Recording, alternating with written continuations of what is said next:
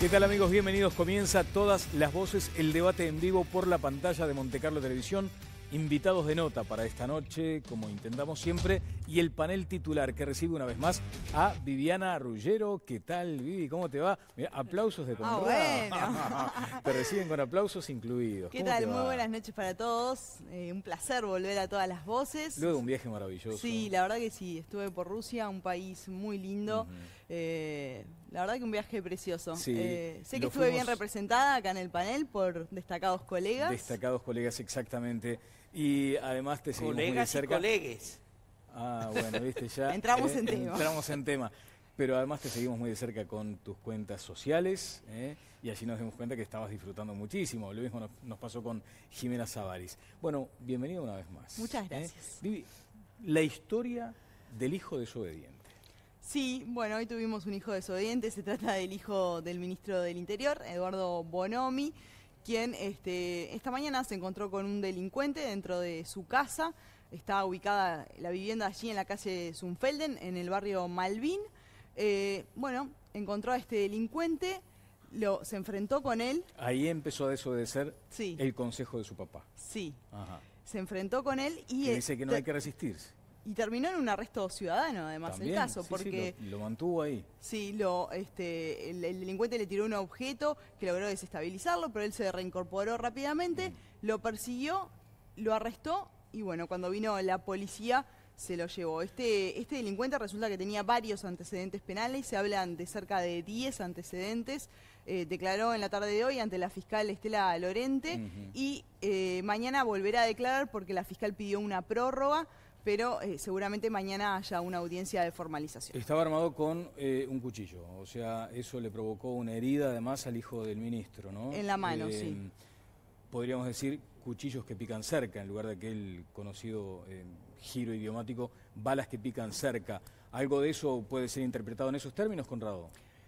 No, yo lo que creo es que, digamos, es un episodio tristísimo y que además lo tiene que experimentar el ministro. Todos los que estamos desconformes con su gestión y venimos hablando desde este programa hace más de un año, casi medio, nunca le deseamos que le ocurra una cosa así. No, claro. Y entiendo el espíritu y la reacción muy visceral del hijo de Bonomi que dijo...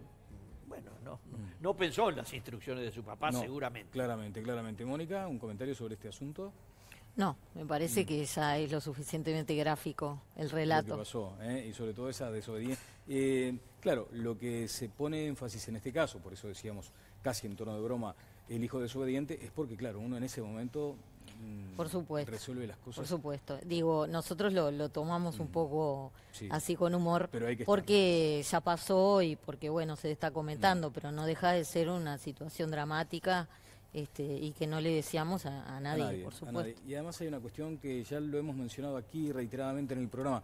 Hay como una sensación de impunidad, y lo digo además en este caso por una experiencia personal, más o menos en la misma zona, algo que ocurrió allí que decís, pero ¿cómo a esta hora y esta circunstancia tan violenta? En fin, no creo que corresponda que hable de una circunstancia personal, íntima, pero eso es lo que te deja la sensación de decir, ya aquellos códigos de entrar como al descuido en la noche no valen, te entran a las 7:30 de la mañana y te amenazan a quien esté adentro de la casa, sea una mujer totalmente vulnerable, los niños, tremendo. Óscar. Sí, yo enganchando lo de impunidad, ¿no? Son días en los que muere un trabajador en un supermercado, estudiante de arquitectura. Eso fue tremendo. Y otro trabajador está con riesgo de muerte en Rivera, en un aserradero, perdió brazo y parte del cuerpo. Y ahí también hay mucha impunidad, ¿no? Que tenemos que ser muy capaces de revertir, porque en los dos casos se denunciaron de forma previa las irregularidades. Y sin embargo siguieron trabajando arriesgando la vida de la gente. Bueno, vamos a tratar estos asuntos seguramente más adelante. Y ahora nos detenemos en esto que hoy transitará por varias vertientes seguramente. Recuerdo que en marzo Angela Merkel rechazó modificar el himno alemán que pretendía un lenguaje más inclusivo, más amigable hacia las mujeres. Generó mucho malestar en aquel momento. El portavoz de Merkel tuvo una salida elegante, dice, miren, la canciller considera que le gusta el himno actual, no hay necesidad de revisar la letra. En Canadá y Austria sí cambiaron las letras. En lugar de hijos, por ejemplo, pusieron nosotros. O en el caso de Austria, optaron por hijos e hijas. O sea que estos cambios del lenguaje nos vienen desde afuera desde hace relativamente poco tiempo, pero con mucha intensidad. El asunto es cuánto nos distraemos o no, o efectivamente hay que dar estos debates, que muchos creen fútiles. Porque a esto se suman otros asuntos. Director, hoy le he pedido a la producción que instale en las pantallas algunos de los temas de los que ha hablado la mayoría de los uruguayos en estas horas. Arriba, les que luchan. Allí ya en el título ustedes notan claramente cuál es el tenor, el tono de la noticia, en este caso del diario El País. Lenguaje combativo en el Estado. El lenguaje inclusivo o no sexista es utilizado cada vez más por los jóvenes, los sindicatos estudiantiles ya lo tienen incorporado, la ANEP lo tolera en las aulas y en las pruebas escritas, siempre que los profesores estén de acuerdo, dice el informe del diario El País. Me voy a esto que salió en este caso en Búsqueda. Todas, todos, todes. Lenguaje inclusivo, una batalla ideológica. Ahí incorpora el tema de la ideología, que va a estar presente en el debate seguramente. Ya les voy a presentar a los calificados invitados que tenemos esta noche. Después nos vamos una vez más a El País, en su página de educación. Túnica verde, sin moña, analiza nuevo uniforme. En un momento surgió esta cuestión, una iniciativa de un grupo de padres que querían cambiar la túnica tradicional, blanca con la moña azul, por una verde. Se suponía que pretendían más inclusión también. El propio presidente de la República, si lo tengo allí, director, salió a la cancha con este asunto, dijo: la túnica y la moña son tan importantes como el pabellón patrio. Lo manifestó el presidente de la República, es una nota que la recoge en este caso el diario El Observador. Nos vamos ahora a otro matutino, La República.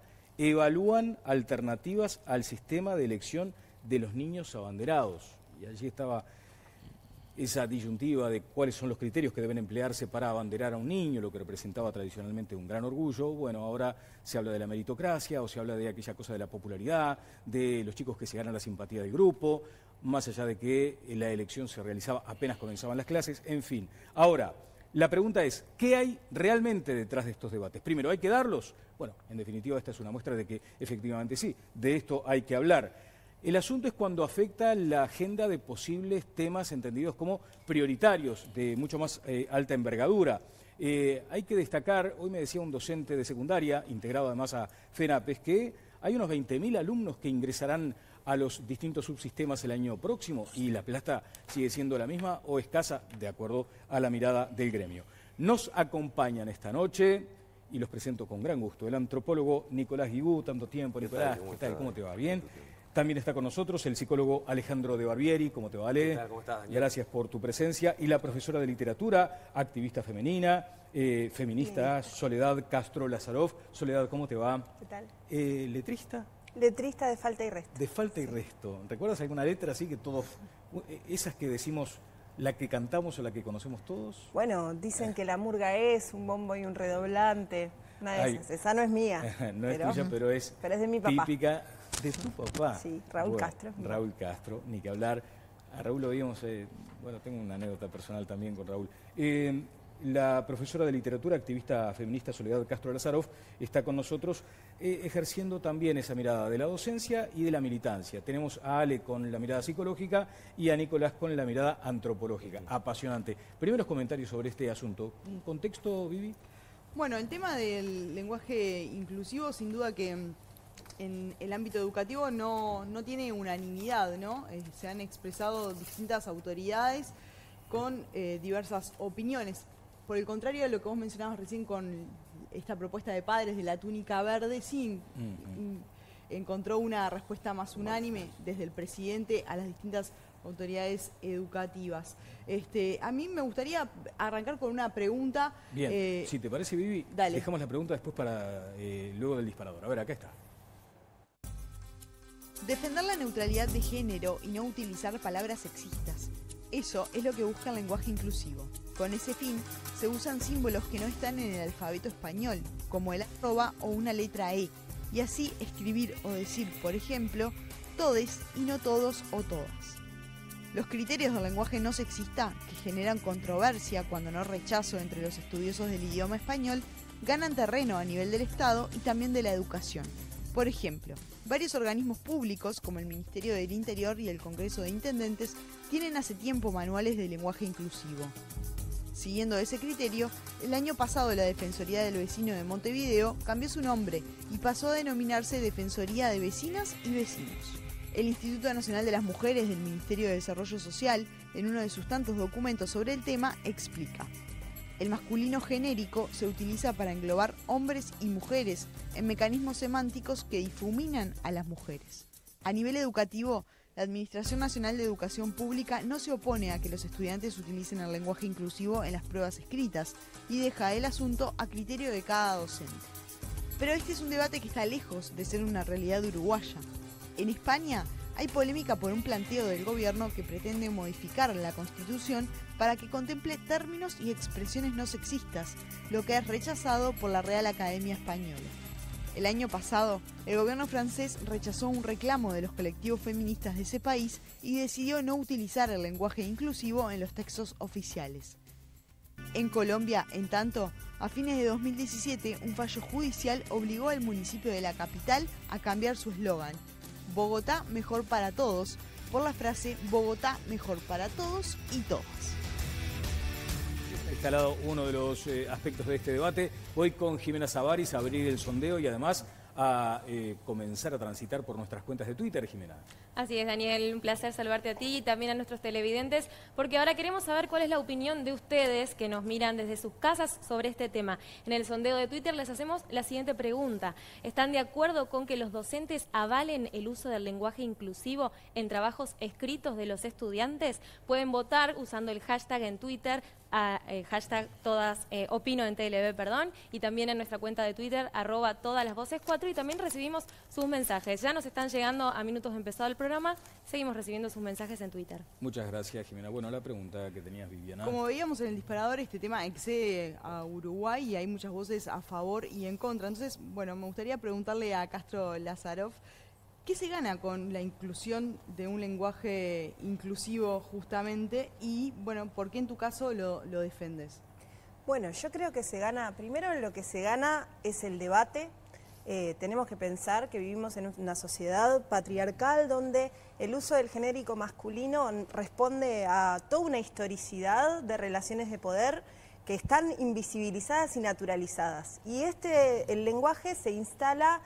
el lenguaje inclusivo se instala para dar visibilidad a todo un montón de conflictos que yo celebro que demos este debate, celebro que podamos hablar, porque la verdad es que todos los mecanismos de la lengua son heterogéneos en general. Por ejemplo, hace mucho tiempo que en la universidad se dice papers, ¿no? Y acá hablamos en español, y acá, no sé, yo no veo tantas voces a favor o en contra de usar ciertos anglicismos, por ejemplo, o de decirles a los menores delincuentes menores y no decirles niños en una noticia. O sea, la lengua se usa. Tú, por ejemplo, recién dijiste el hijo de Bonomi, no dijiste su nombre, porque lo que te interesaba poner en juego era que era el hijo de Bonomi. Entonces, el lenguaje se usa siempre de maneras que reflejan nuestras intenciones, y en el caso del lenguaje inclusivo, el lenguaje inclusivo pone a la vista, logra esto, logra que estemos acá discutiendo las relaciones de poder entre varones, mujeres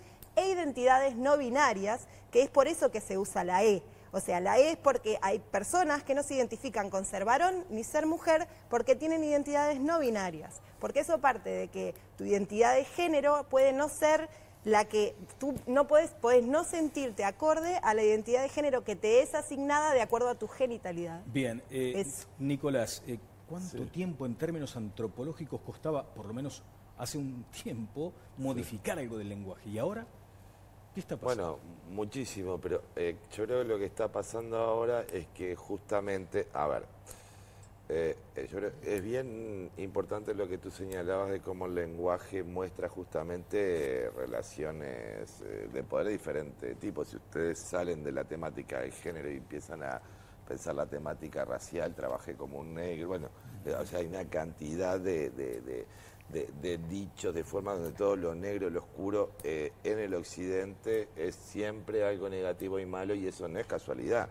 tiene que ver con, bueno, en fin, con la instalación de un fenotipo caucásico, varios de nosotros por encima de los otros, tiene que ver con relaciones de poder, tiene que ver con la esclavitud, etcétera, etcétera, etcétera. Es decir, que si uno, no solo el tópico de género, también de género, piensa a otros, es interesante, da elementos como para reflexionar sobre el lenguaje. En la academia ya está incorporado el asunto, Nicolás, tú lo adviertes. ¿Estás de acuerdo? Es muy discutido y es muy discutible. Yo uso la X, francamente, lo confieso, porque en realidad he discutido con muchos colegas de diferentes partes y me han convencido que se sienten mucho más cómodos si reciben un correo electrónico o un mensaje en WhatsApp con la X. Yo uso la X también. Bien. Y como también me han dicho afro-uruguayos que se sienten mucho más cómodos, esto a través de investigaciones, cuando le dicen afro. Inclusive me encontré ese fenómeno en pueblos perdidos del interior de la República que me decían, no, a mí me gusta. O sea, la gente se tiene que soportar ciertas nominaciones y clasificaciones y calificaciones, no porque hay formas de resistencia que son muy afectuosas, pero que en lo muy profundo el cariño detrás de eso, decirle, ¿no? Bueno, yo no le digo a nadie blanco, te quiero mucho, claro, o sea, eso no existe y es evidentemente que connota muchas cosas. Hay algunos aspectos del lenguaje inclusivo que yo creo que, a ver, en términos más profundos, modificar el lenguaje en tanto mediación simbólica con el mundo, el lenguaje constituye al mundo, es importante o es bastante relevante. Lo único que me parece que hay una ingenuidad de pensar que el lenguaje solo depende del inconsciente, de la conciencia, perdón. Hay dimensiones inconscientes del lenguaje que no necesariamente van a quedar inscriptas en el lenguaje inclusivo e inclusive pueden generar reacciones simbólicas profundas en contra. Voy a volver Eso contigo. Es algo que para hablarlo más en profundidad. Voy a hablar contigo, Nicolás, la mirada psicológica con Ale de Barbieri y quiero que participe, obviamente, el panel. Ale. No, yo creo que es importante, como decía la profesora, poder dialogar, poder generar este encuentro, ¿no? De qué es lo que opinamos distintos.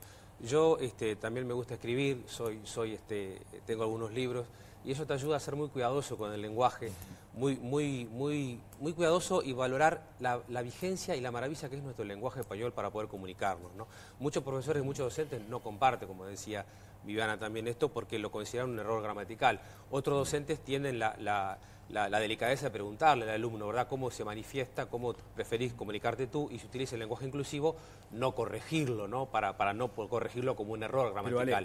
Técnicamente sería un error hasta que mañana esto cambie. Yo creo ¿A ti te parece que con lo que tenemos, bien utilizado, está bien? No, a mí me parece que es mucho más rico poder profundizar, como la intencionalidad en el que tenemos las palabras, porque yo puedo decir, como dice el poeta dice, las palabras no saben lo que decimos. Entonces yo puedo decir todes o todos queriendo poder integrar un colectivo que se siente discriminado y por el tono, por el momento, por mi gestualidad o por la manera en que saludé a un compañero o una compañera, esa persona sentirse discriminada.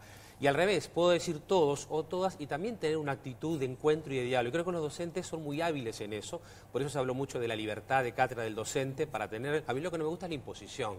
Yo creo que creo en la libertad, creo en la democracia y creo que tenemos que tener un lenguaje que nos ayude a crecer y a que todos los colectivos que se han sentido discriminados, por supuesto, seguir hablando de igualdad, de equidad, de cómo hacemos para crecer juntos en salarios, en lugares, en posiciones donde todos nos sintamos comprometidos y guiados, pero en un lenguaje que me lleve al encuentro y en un lenguaje que me lleve al desencuentro o a posiciones más radicales que a veces no ayudan al encuentro. Bien, voy con el panel. Antes, Jimena, tenemos ya los primeros tweets de la audiencia, de todas las voces. Voy contigo a ver qué está diciendo la gente. Sí, les queremos compartir algunos de los mensajes que nos llegan en Twitter y uno de ellos es, cuando no me lo muestren en pantalla, es de Gustavo Oreiro, que dice: es lamentable la educación en este país. Si quieren lenguaje inclusivo, enseñen lenguaje de señas, que es más educativo y más necesario. Recibimos distintas opiniones, dice Mauricio Ontúnez. Todos los temas que se manejan tienen por detrás una ideología autoritaria. Necesita generar un nuevo idioma y símbolos disfrazados de progreso, pero realmente lo que buscan es dividir. Divide y reinarás, dice el dicho. Y el mensaje por aquí de Charles Provieri, que expresa: si bien estoy de acuerdo y es algo necesario, me gusta más que se nombren ambos géneros cuando nos comunicamos. También les recuerdo que pueden seguir votando el sondeo de esta noche, donde les hacemos la siguiente pregunta: ¿están ustedes de acuerdo con que los docentes avalen avalen el uso del lenguaje inclusivo en trabajos de estudiantes, en sus trabajos escritos? Bien, muchas gracias, Jimena. Mónica, comienzo contigo. Bueno, como lo digo siempre cuando voy a hablar de estos temas, yo soy feminista, lo quiero aclarar por las cosas que voy a comentar. Me parece que este es un debate y una serie de planteos que el movimiento feminista hace muchos años que está planteando, que el lenguaje es un reflejo de nuestra ideología, de lo que pensamos, de cómo vemos el mundo, es algo que creo que no está en discusión. Lo que me parece que está en discusión, y creo que le diría a Soledad, hemos recorrido un largo camino, muchacha, como decía un viejo eslogan publicitario, porque creo que las feministas uruguayas hace 5 años ni nos planteábamos que esto iba a llegar al mainstream, digamos, en la discusión. Y en ese sentido es muy positivo. Yo lo que me planteo es a veces la oportunidad.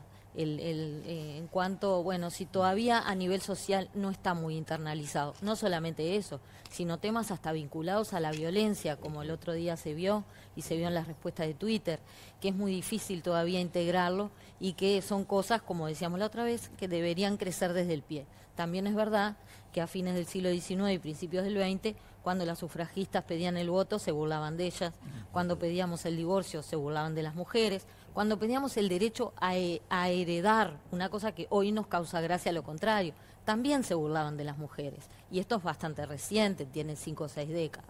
Entonces, lo que me molesta mucho es el nivel de violencia y de ridiculización de los planteos que han surgido a partir del fin de semana cuando se publicó este informe, que por otra parte está muy bien hecho por nuestro colega Carlos Tapia del País. Bien, pero me parece que está generando una violencia que de alguna forma refleja justamente la ideología que queremos combatir. Bueno, o sea que está quedando muy distante de aquel objetivo de unir, de generar cohesión, ¿no? De integrar. Bueno, de por lo incluir, menos de un debate ¿no? respetuoso. Claro, Conrado. Cuando uno escucha y lee, yo decidí que mejor era mirar un poquito gente que está algunos años adelante nuestro en este debate, y así me encontré porque la lengua española tiene diferenciación muy significativa que no tienen otras lenguas, y entonces se ha puesto muy creativo el ambiente hispanoparlante, y así lo vemos en normas que se adoptaron en España, en normas que se han difundido en la Argentina y ahora aparecen en Uruguay.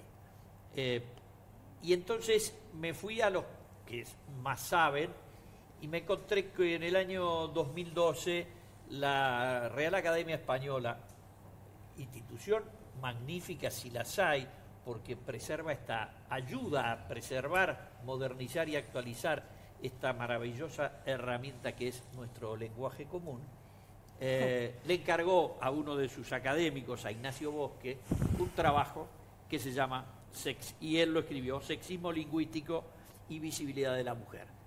Es muy largo, son solo unas 25 páginas, se los recomiendo para en el fin de semana, búsquenlo, Ignacio Bosque, Sexismo, lo van a leer, vale la pena.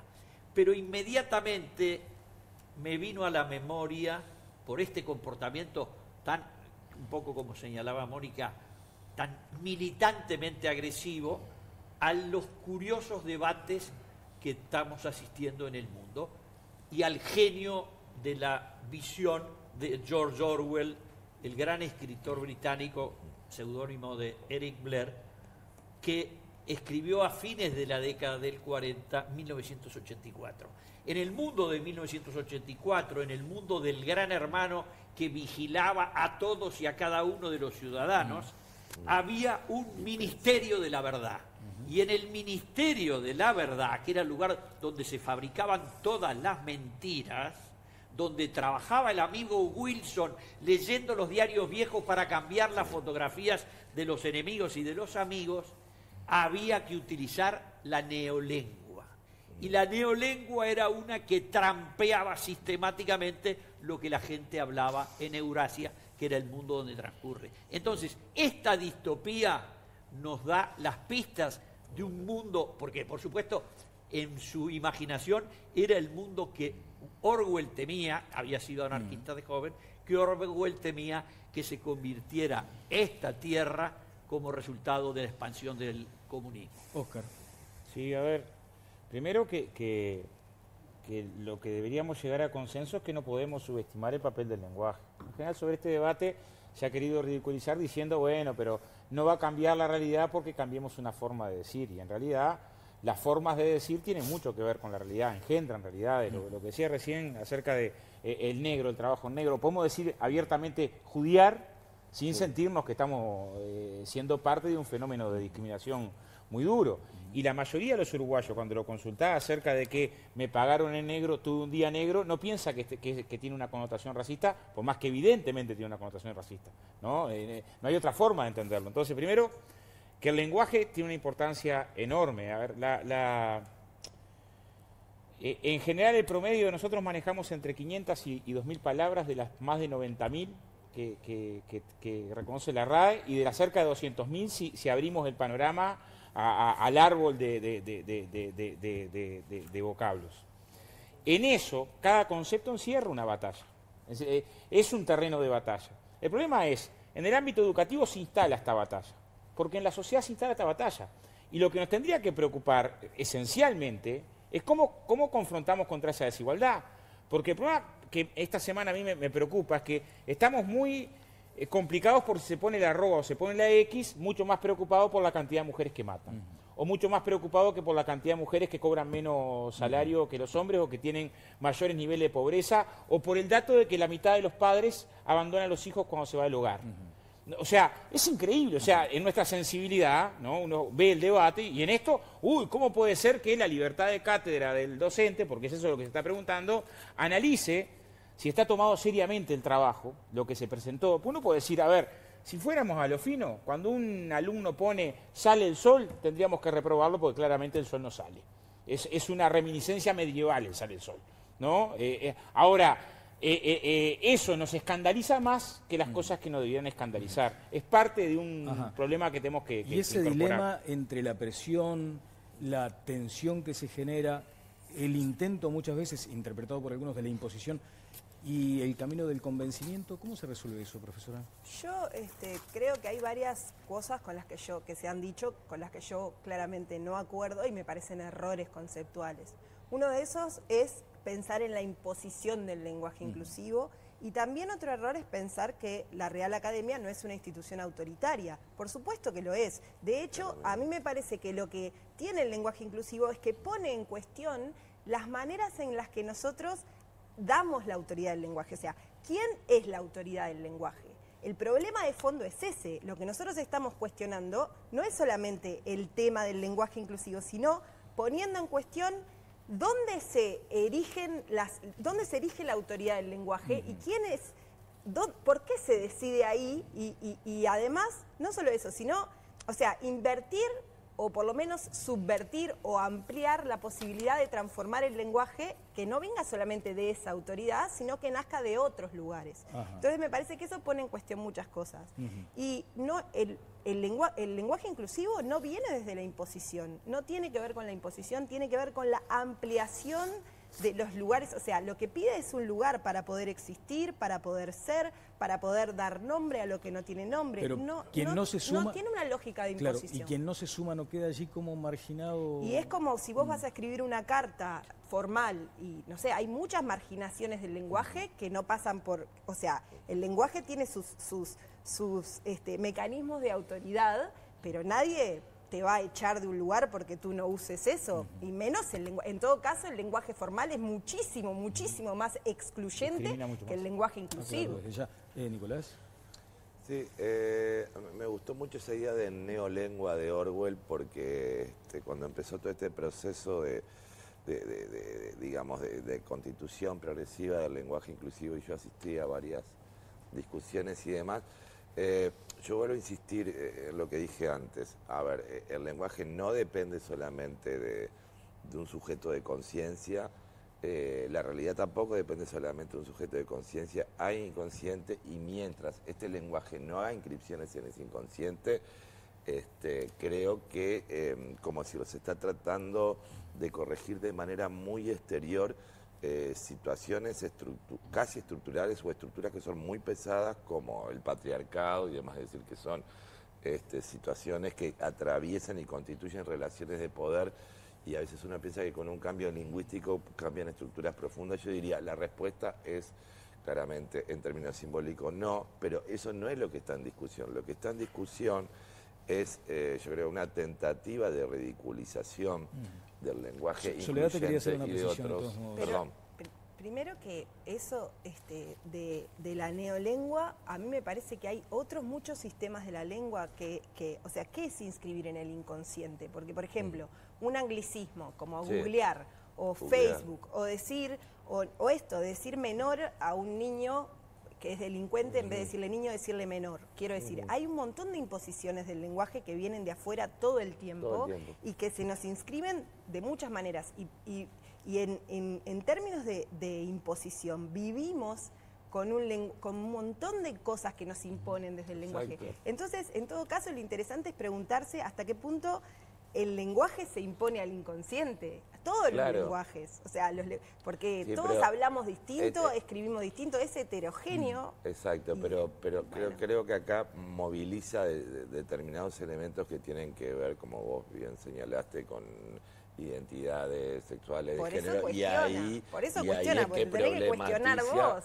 Justamente, yo lo que digo, no es que no esté de acuerdo, me parece que no es suficiente. Eso no, a mí tampoco, a mí tampoco. Hay consenso. Un poco lo que quería plantear. A mí de ahí hay consenso. Que me parece que reducir al lenguaje o al todes las batallas que queremos llegar adelante, que es la igualdad, que es la equidad, que es la igualdad de oportunidades en todos los aspectos, me parece que limita, sobre todo porque ustedes lo dijeron claramente, ponen la X, mandan un correo, es un lenguaje que es muy difícil de hablar, uno ve que algunos adolescentes lo van incorporando, lo van manejando, son pocos, no son muchos, o sea, por lo menos lo que uno ve, lo que uno habla de recorrer liceos, escuelas y lo demás, algunos adolescentes mismos te dicen, nosotros ya crecimos dentro de este lenguaje, por eso para mí no se puede decir que es una imposición, el lenguaje oficial, entre comillas, porque vos creciste dentro de una estructura, ¿no?, donde vas reconociendo que no siempre decir él, el masculino, se refiere al masculino hombre, que uno dice el pez y no estoy hablando del sexo del pez, o digo todos y estoy incluyendo.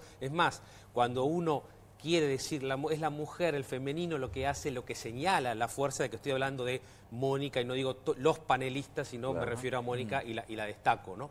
Pero eso es un lenguaje que los chiquilines ya tienen incorporados por la educación, por los docentes y lo demás. Hay docentes que dicen, tengo que tener la libertad, que yo creo que es lo más importante, de poder dar la clase con el lenguaje actual y poder actualizar. A mí me gusta decir una cosa cortita de... Yo me crié cuando había peluqueros, y ahora no hay, todos coafer, ¿no? Se impone, ¿no? Bueno, pero los anglicismos y todo lo demás se ponen a debate y después se ve si incorporan o no se incorporan. Y eso pero nada es inocente, ¿no? O sea, en general se impone. Hay un ejemplo interesante que es una palabra que inventó una filósofa que se llama Adela Cortina, que se llama aporofobia. ¿Sí? Que es la fobia a los pobres, a los excluidos. Claro, pues ella decía, bueno, la xenofobia no, porque hay extranjeros que llegan, en el caso de ella, el país de ella, España, y son muy bien recibidos porque son muy ricos o son turistas o qué sé yo. Inventó esa palabra y está teniendo una repercusión impresionante porque también lo que tiene interesante esto de pensar las diferentes inclusiones es que tal vez tengamos que inventar palabras para nombrar cosas. Para nombrar otras cosas. Y quiero saber en algún momento si esto puede llegar a rozar o lesionar la laicidad de lo que también se ha hablado por estas horas. Mónica. Yo quería comentar unos datos concretos sobre la RAE que quizá nos ilustran de qué estamos hablando, porque cuando Connie dijo Ministerio de la Verdad, te juro, estaba un poco distraída y pensé en la RAE. Claro. Porque mira, la RAE fue fundada en 1713 bueno, hace 305 años. Tiene 46 miembros, de los cuales 8 son mujeres. Y la primera se incorporó hace 40, en 305 años. Entonces, aunque hay personas a las que les parece que ese tipo de integración es indistinto, que la cabeza de un hombre puede pensar como hombre y como mujer. Eso sí que lo discuto. No. En cualquier organismo, de poder o no de poder, puede ser un social, puede ser lo que sea, donde no están incluidas las visiones de los demás, la visión y cuando es una mayoría tan aplastante, termina por imponerse. Y eso lo podemos ver en ejemplos de cualquier cosa, desde una hinchada de cuadro chico hasta la RAE. Y creo que la RAE es un ejemplo muy típico de, no sé si autoritario o que nos quiere imponer nada o que hay un imperialismo lingüístico. Sí creo que tiene, aunque lo quiera evitar y se esfuerce, una mirada de señores varones con cierta edad, porque además hay que decir eso. Conrado. Yo lamento que tengamos esa impresión sobre... La primera cosa es, todas las instituciones sociales, con el transcurso del tiempo, van adaptando a las ideas que mayoritariamente la conciencia individual, a través de los pensadores, los políticos, los escritores y los ciudadanos comunes, van generando un rumbo hacia las nuevas instituciones. Entonces, primer cosa, una institución para la preservación, el cuidado y el desarrollo de nuestra lengua castellana, ¿tá?, a mí me parece extraordinaria, y por supuesto el que fueran todos hombres era una consecuencia de los tiempos y de la propia sociedad española que los integraba. Había miembros corresponsales en toda América Latina, pero también en las Filipinas, ¿tá?, y esos miembros también eran varones. Hoy, Margarita Salas, Soledad Puerta, Carmen Iglesias, y hay más, son 8. 8, en 46. En 46. En 40 años. Pero ese es el España, proceso. España avanzó mucho más que eso. Mucho más. Es como discutir las representaciones en las profesiones liberales en el Uruguay. Cuando yo entré a la facultad éramos la mitad varones, la mitad mujeres, y los que se recibieron fueron 65% mujeres y 35 varones.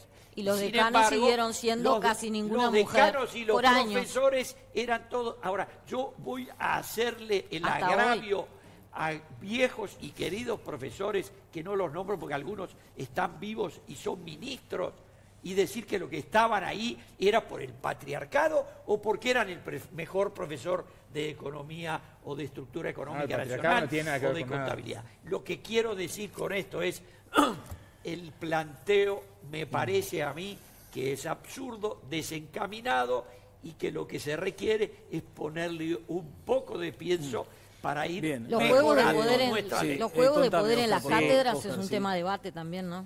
Sí. A ver, permíteme. A ver, primero que creo que está bien que se discuta sobre las relaciones de poder, y es un terreno de discusión de las relaciones de poder. El lenguaje, por lo menos de Chomsky para acá, tiene una parte que viene en la heredada y una parte que tiene que... Bueno, Chomsky es un brillante para todo el mundo, salvo para Conrado, que no sé por qué lo odia, porque está vinculado al compromiso de este maestro de la lingüística con los pobres. Y una parte que es histórico-cultural, o sea, una parte del lenguaje es como la sociedad permite estos debates. Y acá no hay imposición, la única imposición está del lado de los que dicen no se puede permitir el lenguaje inclusivo. Ni siquiera, aunque el docente entienda que la forma de manifestar su emoción, su sentimiento y sus ideas es por ahí. Y acá es eso lo que estamos discutiendo. Si nos vamos a poner de Torquemada, decir, no, prendamos las antorchas, y si tenemos alumnos o estudiantes que intentan expresar sus ideas de determinada forma, las tenemos que prohibir. Porque no está en la agenda, ni a 500 kilómetros de la agenda, modificar la parte de la gramática como la conocemos. Entonces, creo que hay que bajar un poco el plafón, porque de golpe tenemos una respuesta similar a la que tuvimos con la guía de educación sexual, que parecía que era que se iba a dar el Kama Sutra en todos los jardines, la guía de educación sexual, ¿no? De golpe se generó un movimiento que en vez de entender los parámetros principales, es decir, tenemos que educarnos sobre este tema, prevenir el acoso, dar herramientas a los niños para que no, se generó todo un escándalo. Acá la primera reacción pasa a ser más o menos la misma, y son reacciones conservadoras que cada vez que se colocan estas desigualdades se intenta ridiculizar a quienes intentan manifestar acciones contra las desigualdades, de raza, de género, de explotación social, porque dan la desigualdad como un fenómeno natural. A mí me gustaría plantear otro tema vinculado a este, y es la corrección política. ¿Cuánto pesa en esto del lenguaje la corrección política? cosa y ya te contesto, que es que a mí me da mucha gracia que se diga que el lenguaje inclusivo no puede ser excluyente de otro tipo de debate. Y para mí es al revés, porque la verdad es que a mí me gustaría ver mucho más debate en la sociedad sobre las mujeres que representan la pobreza de este país, sobre los femicidios. Yo quisiera ver mucho más debate sobre la brecha de género que hay en un montón de profesiones en esta sociedad. Quisiera ver mucho más debate sobre las tareas de cuidado, sobre el trabajo no remunerado de las mujeres. Y todos esos debates, la verdad es que los veo muy poco en la sociedad. Y si el lenguaje inclusivo da lugar para todos esos debates, por supuesto que las personas que militamos en el lenguaje y en otras cosas no pensamos que se termina la discusión en el lenguaje. Más bien es lo que yo decía al principio. El lenguaje sirve para dar estos debates porque vuelve visible el problema. Y al volverse visible se desnaturaliza, como decía el compañero. Claro, y con respecto a la corrección política, mirá, yo soy feminista y no hay nada más incorrecto que ser feminista. Te ganás el odio de mucha gente, la violencia de muchísima gente, el desprecio de muchísima gente. No sé a qué te referís con corrección política, porque yo, en mi experiencia, sería mucho más correcto y más fácil no ser feminista. Es más, tener valores mucho más parecidos a los que se esperan de una mujer en términos patriarcales, ¿no? Ser sumisa, no levantar la voz, callar, no estar de acuerdo, o sea, no respaldar a mis compañeras y creerles, ¿no? Cuando denuncian abuso, no respaldar a mis compañeras cuando denuncian violencia. Eso sería mucho más correcto porque esa es la corrección en la que vivimos. La incorrección es lo que representamos nosotros. Creo que hay un detalle y nosotras súper interesante en este diálogo, que nosotros no estamos utilizando el lenguaje inclusivo. Estamos hablando en el lenguaje de la Real Academia Española, de la tradición española que aprendimos. Estamos hablando del lenguaje inclusivo para hablar del lenguaje, pero no se puede hablar el lenguaje inclusivo. Se puede decir, estamos utilizando el tema del lenguaje inclusivo o el debate del lenguaje inclusivo, pero lo hablamos en este lenguaje académico, de encuentro, de intercambio, de diálogo, para poner temas en el tapete. Si es esa la intención, me parece fantástico. Ahora, evidentemente, no basta solo con eso. Tenemos que generar otros espacios, que ahí se verá qué lenguaje se utiliza para poder generar un encuentro y que todo lo que se logró hasta ahora también se logró con este diccionario, con estos hombres y mujeres que lograron poner esto. Esto no es solo de propiedad ni del hombre ni de la mujer. Hombres y mujeres, 40, 50, 1, 10, no importan los porcentajes, lograron que hayamos llegado a donde hemos llegado. Que hay que seguir, por supuesto que hay que seguir, y todos los que hacemos trabajamos para eso, y los docentes lo tienen muy claro. Yo creo que respecto a la imposición que se nombraba hoy es cuando se genera, bueno, que debe utilizar esto o no. No, el docente tiene que tener la libertad de, si la sensibilidad que él tiene con sus alumnos, va viendo cómo cada persona se siente cómoda, porque si no yo puedo utilizar un lenguaje aparentemente correcto políticamente con este colectivo, pero en mis gestos y en mi actitud discriminar. Bueno, yo creo que eso es un poco más la grave. corrección política, Claro, ¿no? claro. Bueno, Jimena, por favor, tenemos más comentarios de la gente y me gustaría detenerme en otros aspectos que estaban pensados también para hoy, para esta noche. Jimé. Sí, Daniel, primero quiero recordarles que pueden votar hasta el final del programa en nuestro sondeo de Twitter, donde les preguntamos a ustedes si están de acuerdo con que los docentes avalen el uso del lenguaje inclusivo en trabajos escritos de los estudiantes, y queremos compartir opiniones de nuestros televidentes que son de todas las edades. Por acá dice Juan Perveni: con respecto al género, las lenguas se dividen en 5. Las que no tienen marcas de género, las que tienen 2 como el castellano, y las que tienen 3, 4 y 5 como el polaco con femenino, neutro y 3 tipos de masculino. Estuve en Polonia y doy fe que es así, es bastante complicado. ¿Cuáles son las más correctas? Creo que decía. Por otro lado, Roge expresa: no me parece mal que quien quiera use el lenguaje inclusivo. Yo, en lo personal, prefiero hablar de nosotras y nosotros, aunque es cierto que esto no incluye los llamados géneros no binarios. Y por aquí compartimos también otro mensaje que nos llega de Valentina, que dice: como estudiante, para mí está bien usar el lenguaje inclusivo, o inclusive, como dice aquí. A las personas que le parece que es una boludez, que se informen, porque la mayoría que lo usamos somos los adolescentes. No sé qué tanto se quejan los mayores si no se toman el tiempo para aprender. Nos llegan todos los mensajes a Twitter con el hashtag Opino en TLB.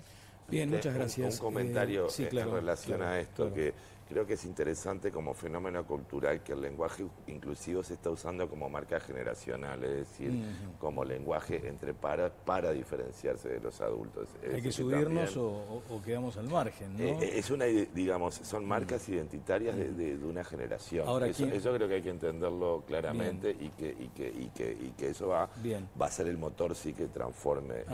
Si alguien pensaba que este debate iba a ser superficial, aquí está la muestra. Ha sido realmente, ha dejado esa sensación de que hay gente pensando esto con mucho fundamento y el nivel intelectual ha sido muy apreciable. Por eso muchas veces se ironiza, o como lo decíamos al comienzo, se toma para la chacota este asunto que, por eso lo preguntaba, tiene mucho más detrás que lo que asoma en la superficie este tipo de debates. Por eso estamos encantados de darlos en este espacio, que además ha tratado esos asuntos que señalabas tú, profesora. Me alegra mucho. Los hemos tratado aquí y en ese sentido podemos tener cierta tranquilidad. ¿Qué pasa con esto? Bueno, y quedó pendiente si roza esto la laicidad. Si hay margen para suponer que allí pueda haber como un toque en lo laico del sistema educativo uruguayo. ¿La laicidad del sistema educativo? Bueno, yo pienso que no.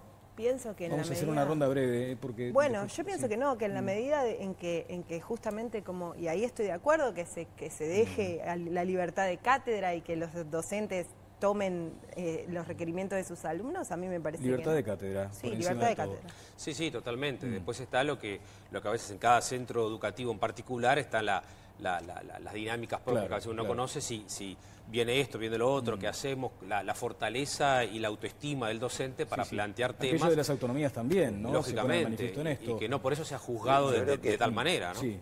A ver, problematiza el modelo clásico de laicidad en el sentido que va a tender singularidades y el modelo laico nuestro es homogeneizante, como es homogeneizante el tema de la túnica y los diferentes rituales patrios de la escuela, que también es... Bueno, tocaste el tema de la túnica, si querés nos quedamos con eso, aunque hubiera querido también avanzar sobre lo meritorio para ser abanderado o la necesidad de trasladarle al alumno que, bueno, en fin, hay necesidad de generar empatía con los compañeros. ¿Fuiste abanderado, Conrado, vos? Yo fui. No fuiste. O sea, eso explica todo. Yo ni escolta, Conrado. Ni escolta. ¿Pero qué? ¿Sobre esto qué querías decir, Nicolás? No, que yo fui, sí. ¿Y por qué fuiste? Porque eras un estudiante, sí, pero el nivel de tensiones que eso genera en un grupo humano, lo de la Cruz Roja, los lobbies de los padres, bueno, es todo tan abyecto. Yo creo que, a ver, lo mejor que podrían hacer es erradicar esa idea de que alguien porte una bandera. Aparte, a mí todos esos rituales patrioteros, yo creo que ayudan mucho al espíritu cosmopolita con el que hay que educar. ¿Es patriotero eso? Es patriotero. Estamos en un mundo global, cada vez más global. De hecho, tenemos 30.000 inmigrantes aquí. En Uruguay la gente se comunica más. Yo creo que en primaria no solo se enseña a los niños, se los socializa, sino que se lo vuelve ciudadano, pero también se lo vuelve patriotas, ¿sí? Hay un conjunto de rituales, los pobres niños tienen que prometer la bandera y no saben bien lo que es, etcétera, etcétera. Y yo creo que tendría que haber otras maneras de entender la comunidad, de entender lo colectivo, de terminar con el asunto de los abanderados. Sí, y con todo tipo de ritual patriotero que nos ayude a una visión cosmopolita. Tengo que hacer la pausa, pero a ver, un comentario por lo menos.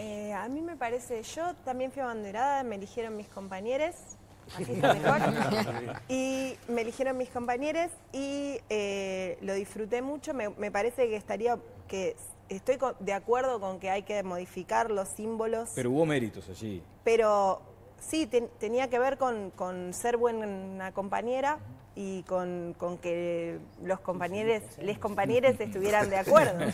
Pero no, lo que quiero decir es que sí me parece que es muy importante que podamos educar en sistemas donde el poder no esté como, donde no pongamos las relaciones de poder, tratemos de preservar los grupos y la grupalidad y la comunidad de las relaciones de poder. A mí me parece que eso es lo más interesante. Vale.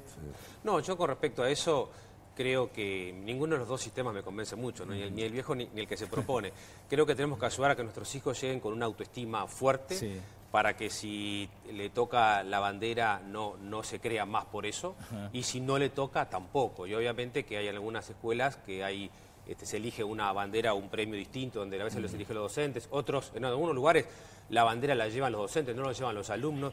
Yo creo que sí tenemos que premiar, incluso, yo diría, promover más allá de la inteligencia lógica matemática, que era lo que se premiaba en aquella época, no sé si tenés un SOT en matemática y te va bien en lengua, sino hoy se habla de las inteligencias múltiples de Garner, que ya es la inteligencia artística, la inteligencia espacial, la inteligencia lingüística, y para eso uno tiene una amplitud, una gama más amplia para poder valorar el esfuerzo. Se banalizó un poco el debate, ¿no? Con eso del, bueno, el más popular, en fin, el campeoncito de la clase es el que en definitiva va a llevar el pabellón, y eso tampoco es así, queda demostrado en estas consideraciones que han hecho nuestros invitados.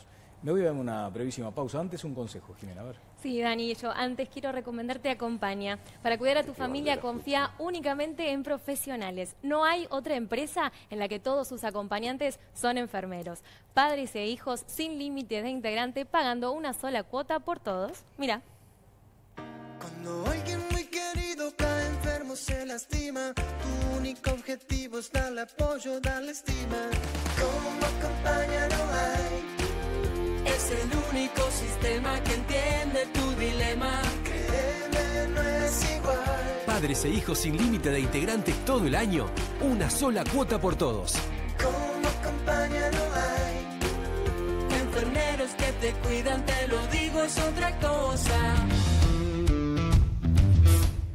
Lemer Esteve Serene, un interesante informe de Martín Otegui para la Academia Nacional de Letras, que también, del mismo modo que recomendaba Conrado, me permito recomendar esto también. Es que yo lo traía, lo tengo impreso, bien. Lo tengo impreso, Está lo traje impreso. Está muy y bien. yo pensé que si eso era lenguaje inclusivo, yo sabía la canción entera, Lemer Esteve Serene, con todas las otras letras. Me salía fenomenal. Bueno, no, porque no todas las palabras flexionan el género, así que ahí el ignorante sería usted. Perfecto.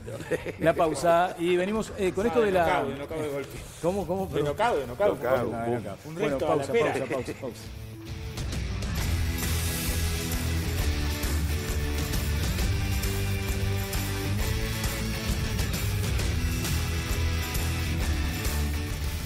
Bueno, seguimos en todas las voces. Quiero con Jimé ya cerrar el sondeo de hoy. ¿Cómo es el tema de la jura de la bandera y el acuerdo? Que en algo tenemos que estar de acuerdo con Sí, Conrado. ¿están de acuerdo en qué? Es un anacronismo. Imposible de Ah. defender.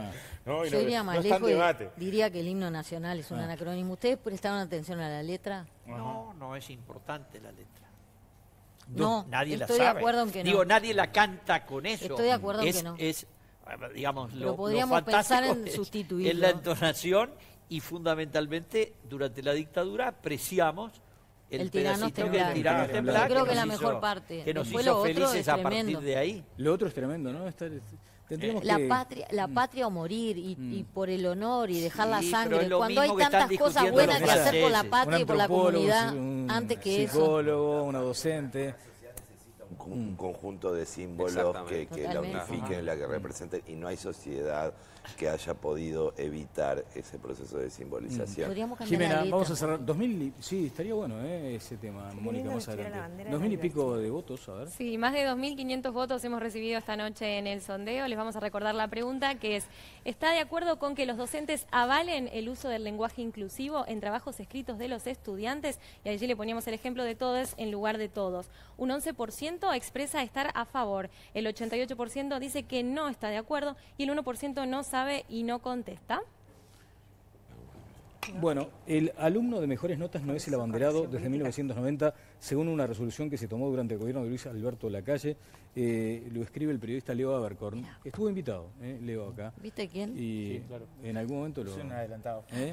¿Es un adelantado? No, yo tengo a mi gurís en la escuela y no se vota, ya se vota. ¿Y este lío de la túnica y la moña lo viste con interés? O Sí, es muy simplemente- interesante sí. porque la túnica y la moña en Uruguay son sagradas. Yo creo que ahí el presidente atendió a justamente cómo los mitos de la nación se van interiorizando en las instituciones. Un presidente muy y la atento a los gente- símbolos, además. Exactamente. Sí, claro.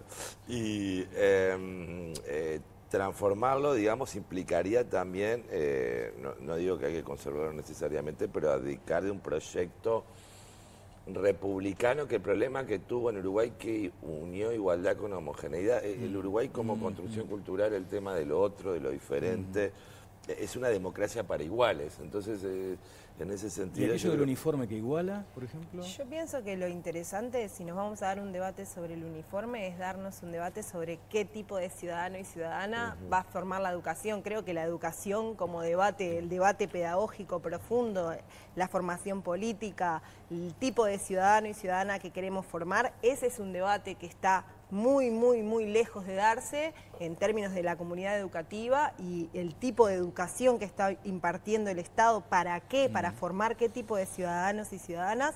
A mí me parece que ese es el verdadero debate, y si para eso necesitamos que haya otros uniformes porque sean más cómodos, pero que no sea ese el debate, que no sea ese, que sea...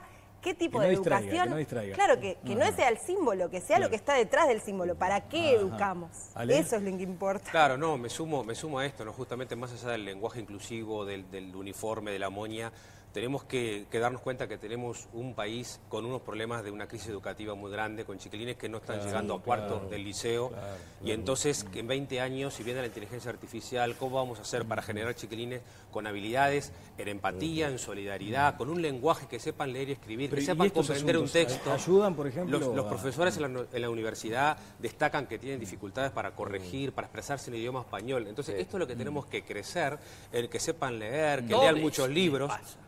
A todos les pasa, claro, lo de que no entienden el español.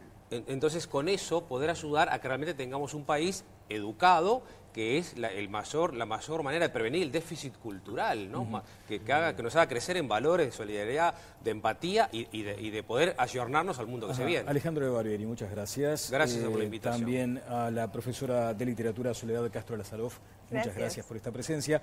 Y al antropólogo Nicolás Guigo, muchas gracias. Y al panel, como siempre, de lujo, excelente. ¿Querés seguirlo? Mirá. Yo le iba a decir que los problemas educativos, sobre todo donde hay más pobreza, se dan. Los problemas de desigualdad que se dan los problemas educativos. Yo quiero decir que fui abanderada, porque no me preguntaron. Pero no todo el año, no todo el año. Era por mes la elección. Yo fui escolta y la Cruz...